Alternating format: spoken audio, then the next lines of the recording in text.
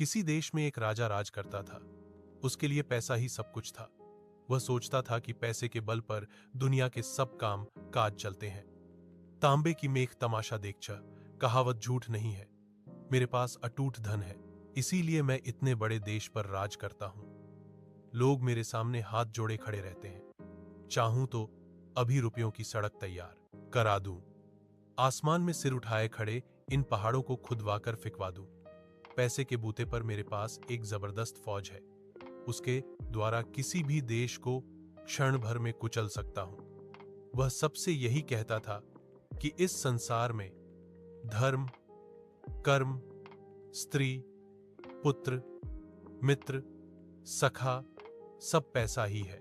राजा सिर से पैर तक पैसे के मद में डूबा था, परंतु उसकी रानी बड़ी बद्विमती थी। वह पैसे को तुच्छ और बद्वी को श्रेष्ठ समझती थी। रानी की चतुराई के कारण राज का सब काम काज ठीक रीति से चलता था। उसका कहना था कि दुनिया पैसे के बूते उतनी नहीं चलती जितनी बुद्धि के बूते पर, लेकिन राजा के सामने साफ बात कहने में संकोच करती थी। एक दिन राजा ने पूछा, रानी सच कहो, दुनिया में बुद्धि बड़ी या पैसा? रानी बड़े असमंजस में पड़ी, सोचने लगी। सत्य का मुख रूखा होता है। राजा के मन में जो पैसे का मूल्य बसा था, उसे वह अच्छी तरह जानती थी। कुछ उत्तर तो देना ही था। वह बोली, महाराज, यदि आप सच पूछते हैं तो मैं बुद्धि को बड़ा समझती हूं।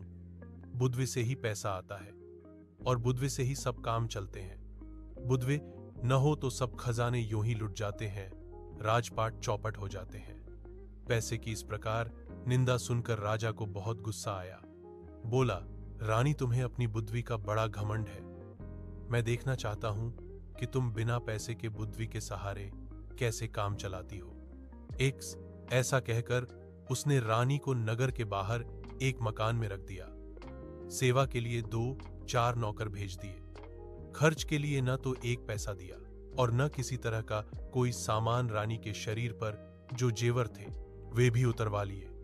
रानी मन कहने लगी कि मैं एक दिन राजा को दिखा दूंगी कि संसार में बुद्धि भी कोई चीज है, पैसा ही सब कुछ नहीं है।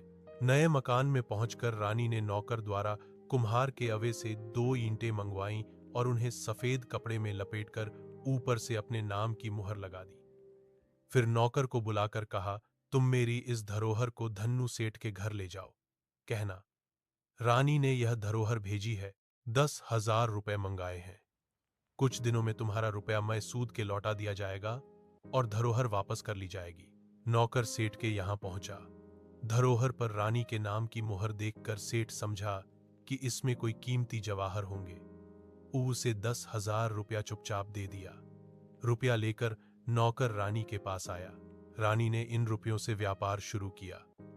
नौकर चाकर लगा दिए। रानी देख रेख करने लगी। थोड़े ही दिनों में उसने इतना पैसा पैदा कर लिया कि सेठ का रुपया चुक गया और काफी पैसा बच रहा। इस रुपये से उसने गरीबों के लिए मुफ्त दवाखाना, पाठशाला तथा अनाथालय खुलवा दिए। चारों ओर रानी की जय जयकार होने लगी।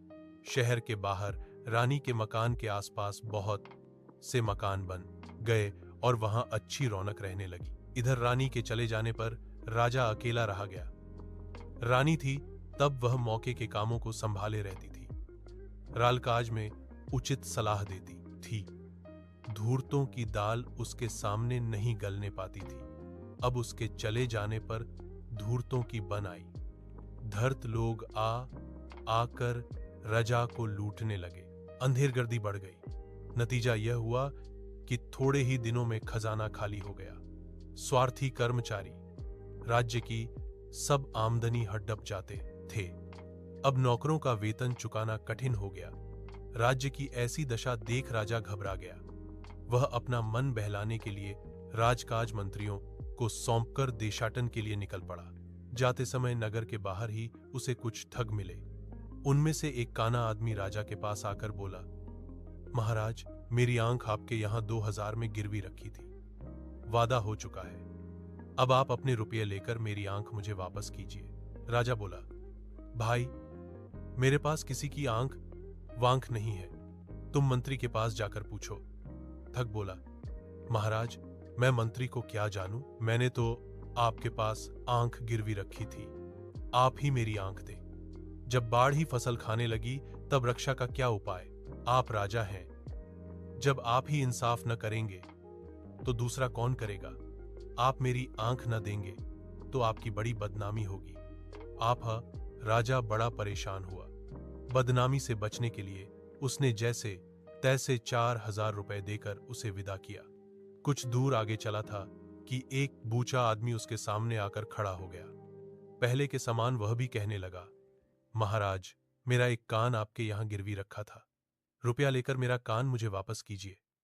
राजा ने उसे भी रुपया देकर विदा किया।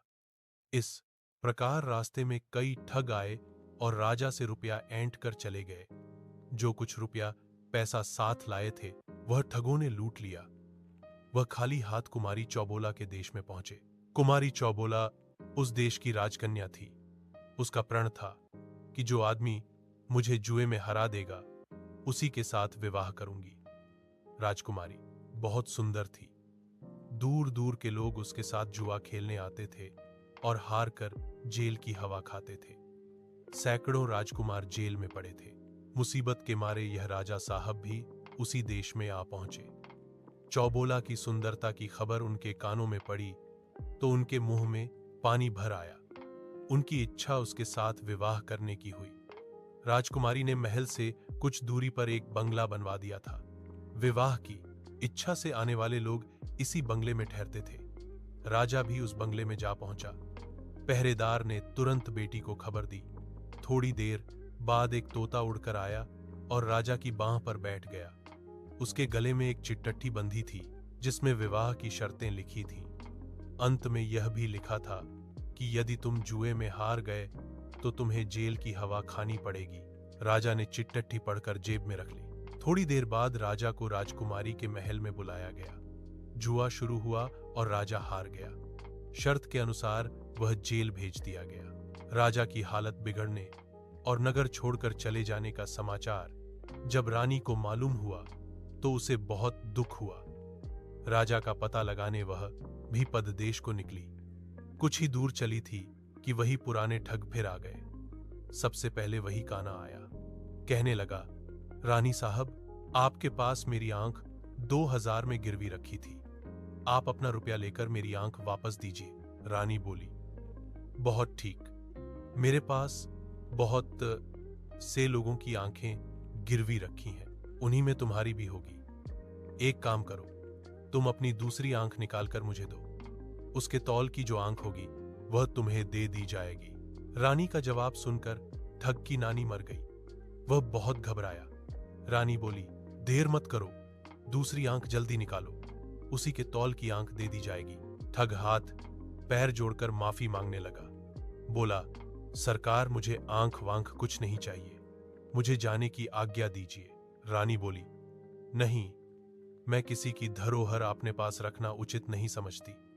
तुम जल्दी अपनी आंख निकालकर मुझे दो, नहीं तो सिपाहियों से कहकर निकलवा लूंगी। अंत में ठग ने विनती करके 4,000 रुपया देकर अपनी जान बचाई। यही हाल बूचे का हुआ। जब उसने देखा कि रानी का नौकर दूसरा कान काटने ही वाला है तो उसने भी 4,000 रुपया देकर रानी से अपना पिंड छुड़ाया। ठगों से निपटकर रानी आगे बढ़ी और पता लगाते लगाते कुमारी चौबाला के देश में जा पहुंची। राजा के जेल जाने का समाचार सुनकर उसे दुख हुआ। अब वह राजा को जेल से छुड़ाने का उपाय सोचने लगी। उसने पता लगाया कि रानी चौबीला किस प्रकार जुआ खेलती है। सारा भेद समझकर उसने पुरुष का भेष बनाया और बंगले पर जा पहुंची। पहरेदार ने खबर दी। थोड़ी देर में तोता उड़कर आया। रानी ने उसके गले से चिट्ठी खोलकर पढ़ी। कुछ समय बाद बुलावा आया। रानी पुरुष वेश में कुमारी चौबोला के महल में पहुंची। इन्हें देखकर चौबोला का मन न जाने क्यों गिरने लगा। उसे ऐसा मालूम होने लगा कि मैं इस राजकुमार को जीत न सकूंगी। खेलने के लिए चौसर डाली गई। कुमारी चौसर खेलते समय बिल्ली के सिर पर दीपक रखती थी। बिल्ली को इस प्रकार सिखाया गया था कि कुमारी का दाम जब ठीक नहीं पड़ता था और उसे मालूम होता था कि वह हार रही है, तब वह बिल्ली के सिर हिलाने से दीपक की ज्योति डगमगाने लगती थी। इसी बीच वह अपना पासा बल देती थी। रानी यह बात पहले ही सुन चुकी थी। बिल्ली का ध्यान आकर्षित करने के लिए उसने एक चूहा पाल लिया था और उसे अपने कुर्ते की बाह में छिपा रखा था। चौसर का खेल खलने लगा। खेलते खेलते कुमारी जब हारने लगी तब उसने बिल्ली को इशारा किया। रानी तो पहले से ही सजग थी। इसके पहले ही उसने अपनी आस्तीन से चूहा निकालकर बाहर कर लिया।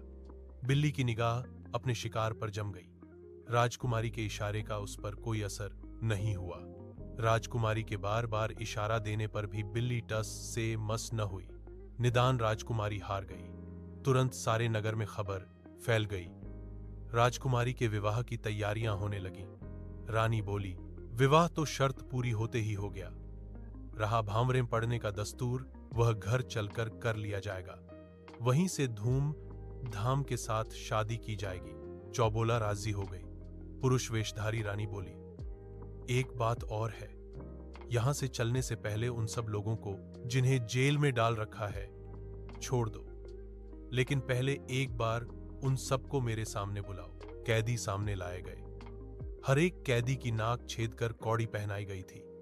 सबके हाथ में कोल्हू हांकने की हंकनी और गले में चमड़े का खलीता पड़ा था। इस खलीते में उनके खाने के लिए खाली रखी जाती थी। खलीते पर हर कैदी का नाम दर्ज था। इन्हीं कैदियों के बीच रानी के पति राजा साहब भी थे। रानी ने जब उनकी दशा देखी तो उसका जी भर आया। उसने अपने मन के भाव को तुरंत छिपा लिया। सब कैदियों की नाक से कौड़ी निकाली गई। नाई बुलाकर हजामत बनवाई गई। अच्छे कपड़े पहनाकर उत्तम भोजन करा के उनको छुट्टी दे दी गई। राजा ने राजकुमार की जय बोलकर सीधी घर की राह पकड़ी। दूसरे दिन सवेरे रानी राजकुमारी चौबोला को विदा कराकर हाथी, घोड़े, दास, दासी और धन दहेज के साथ अपने नगर को चली। रानी पुरुष वेश में घोड़े पर बैठी आगे आगे चल रही थी। पीछे पीछे चौबोला की पालकी चल रही थी। कुछ दिन में वह अपने नगर में आ पहुंची और नगर के बाहर अपने बंगले में ठहर गई। राजा जब लौटकर अपने नगर में आए तो देखते क्या हैं कि रानी के मकान के पास औषधालय, पाठशाला, अनाथालय आदि कई इमारतें बनी हैं। देखकर राजा अचंभे में आ गया। सोचने लगा, रानी को मैंने एक पैसा तो दिया नहीं था, उसने ये लाखों की इमारतें कैसे बनवा ली। पैसे का महत्व उसकी नजरों में अभी तक वैसा ही बना हुआ था। संध्या समय उसने रानी को बुलवाया। पूछा, कहो रानी, अब भी तुम्हारी समझ में आया कि बुद्धि बड़ी होती या पैसा?